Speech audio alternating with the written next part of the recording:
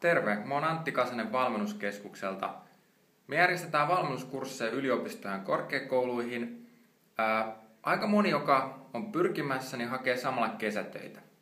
Ja meidän tärkeät vinkit, perus on tietenkin se, että asenne pitää olla kunnossa, hakemus pitää olla kunnossa, CV pitää olla kunnossa.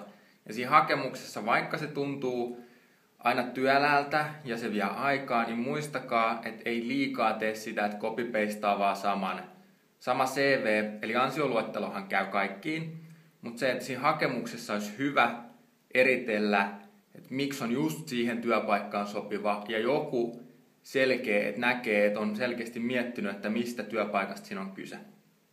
Sen lisäksi kannattaa muistaa, että niin sanotut piilotyöpaikat, eli kaikki yritykset ei ilmoita kesätyöpaikoistaan, niin kannattaa myös aktiivisesti olla yhteydessä semmoisiin yrityksiin ja mahdollisiin työnantajiin, koska sieltä saattaa löytyä myös hyviä kesätyöpaikkoja, vaikka ne ei laita sitä hakemusta avoimeksi. Ja yleensä se, että kun hakemus on avoinna, niin siinähän on aina se, että hakijoita on sitten paljon, niin tämmöisistä niin sanotusta piilotyöpaikoista saattaa sitten saada helpommin tai vähemmällä kilpailulla sen kesätyöpaikan.